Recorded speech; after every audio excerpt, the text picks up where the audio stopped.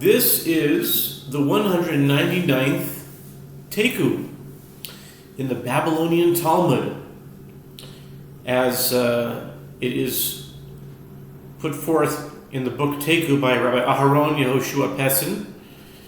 He lists all of the Taikus, the unresolved and unanswered questions in the Babylonian Talmud, and he lists all 317 Taikus in the Babylonian Talmud. And this is the 199th, by the way. 199 is the numerical value of the word tzedakah, charity. I'm not sure what that has to do with that, but it just came to mind. Okay? The 199th Taiku is found in Tractate Avodah Zarah, page 14b, with the words Boyer of Ashi, Boyer of Ashi, Tarnegol of Ketualemi, Ma'u limkor lo, Tarnegol of Anshalem, Miamrinan mitgomak Katua, Lo le'avodah Zarah kabai oidilma, Yerome kame'arim. Rav Ashi raised a dilemma. If a Gentile asks the merchants, who has a damaged white... Okay, if a Gentile, a non-Yehudi, asks the merchants who has a damaged white rooster, what is the halakha with regard to whether it is permitted to sell him an unblemished white rooster? The idea is, I think, the white rooster was used in some idolatrous practice. So they may sacrifice an unblemished white rooster. Do we say that from the fact that he says he wants a damaged rooster, it may be inferred that he does not need it for idol worship, as non-Yehudim do not sacrifice defective animals, and therefore it is permitted? Or perhaps he is only employing artifice. In other words, he knows that a Jew will not sell him an undamaged white rooster upon request. And it is unlikely that someone has a damaged white rooster to sell him. He hopes that he will receive an undamaged one. If so, it is prohibited to sell him a white rooster. Interesting. Im tzimtze lomar ha'iro mikal dekamarim tarnegol le'ovalmi v'havu le'shechor u'shekal v'havu le'adam u'shekal mahu limkor lo lavan mi'amrinan kevin yahavu shokol u'shekal adom u'shekal lav le'avodah zarah kavoi oidilma yerovi kama'arim teiku. If you say that this non-Yehudi is employing artifice, and it is prohibited in a case where he said, who has a white rooster, and they brought him a black rooster and he took it, or in a case where they brought him a red one and he took it, what is the halakha with regard to whether it is permitted to sell him a white rooster? Do we say, since they brought him a black rooster and he took it, or they bought him a red one and he took it, evidently he does not need the rooster for idol worship. Or perhaps here too he's employing artifice. He's just asking for a black one, red one, and a black one, so eventually he'll ask for a white one and no one will notice, or something like that. So the Gemara comments, we must wait for the Messiah to come to ask him this question, and ask Elijah the prophet the question. Okay? So, I have a funny feeling that this never actually happened, ever. This never came up in the history of mankind. I have a strong feeling that. But, at the very least, it's the 199th Taiku, and that's important. It appears on 14b of Tractate Avodah Zarah, and today is January 4th, 2026, and it's well, right now it's the 16th of Tevet.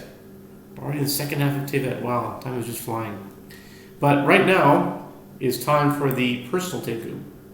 The personal Taiku is the Taikus that I ask, that my own personal questions that I don't have answers to, and connect them to these Taikus, and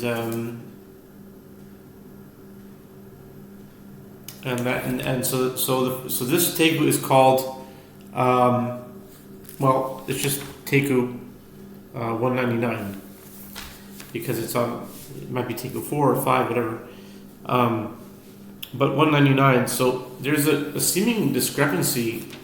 People say that there's like the Tanakh has no mistakes or no discrepancies or contradictions, but this is something that was pointed out to me a while back, and I don't have the answer to it. So there's two scriptures that are parallel.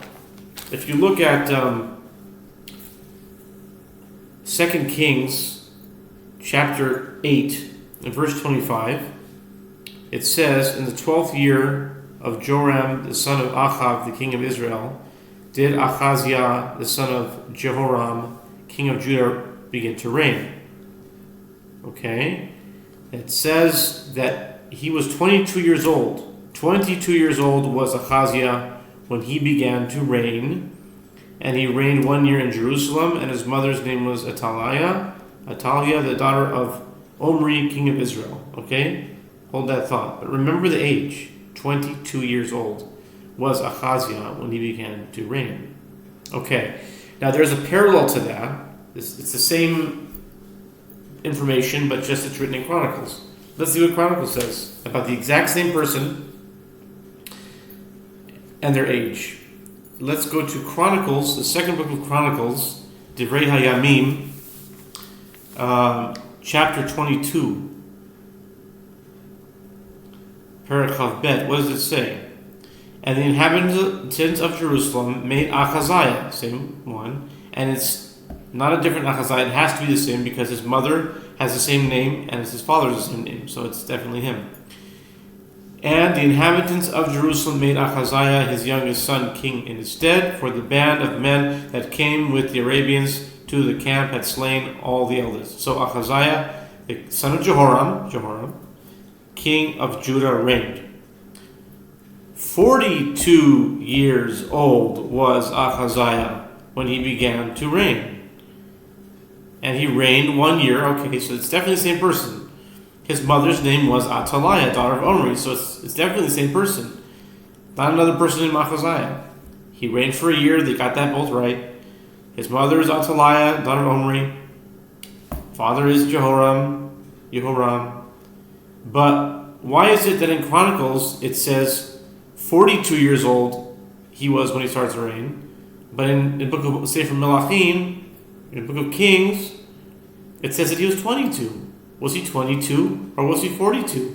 It's not the same age. So one has to be right and one has to be not right. But here's something that I noticed that's very interesting, and this is part of my numerological study. There's two ages in question here, right? There's 22 and 42. But what's really, really fascinating is that the chapter that says he was 42 is actually chapter 22. So a lot of people would say that's just a coincidence or it's arbitrary or that doesn't have anything to do with it. But I'm not inclined to think that way. The age that he was in Book of Kings is the same chapter number that he is in the Book of Chronicles. It called him 22 years old, so there's two ways of seeing it. Is that a clue to tell us which one is right? What would you say? There's two ways of seeing it. You could say, I thought, when I was reading it, I said, okay, maybe that's a min hashamayim, it's a clue. Like in heaven's in providence, in heaven's divine providence, when these were put into chapters, it was guided in such a way that this information would come out in this chapter. What does that tell you? Here's one way of looking at it. I'm reading and I see 42 years old. That could be a sign that when I'm reading, I say 42, and then I look back up and I see chapter 22, and it would be assumed that you read the Book of Kings already. So then I said, the suggestion, the note here is, remember that chapter in the Book of Kings? How old was he there? 22? This is chapter 22. That's really the right one. Go back there. This is not right. They're going to write 42, but look at the chapter number and go back there. You could see it like that. This is pointing to over there. Or you could see it a different way. You could see it that it came into chapter 22, and you're thinking about 22, and then as you go to 42 years old, and it's telling you, remember that you read before, that was 22, and now this 22 is going to show you what it really is. This age points you to what he really is, which is 42. So what would you think is the most logical, most intuitive way of analyzing that numerical correspondence, that numerical whatever, coincidence? Some would want to call it a coincidence, that numerical phenomenon that it happens to be that the chapter number 22 is the age he was in the previous book, as opposed to here where it's 42. I would love to hear your thoughts if you made it this far. That's Taiku number 199.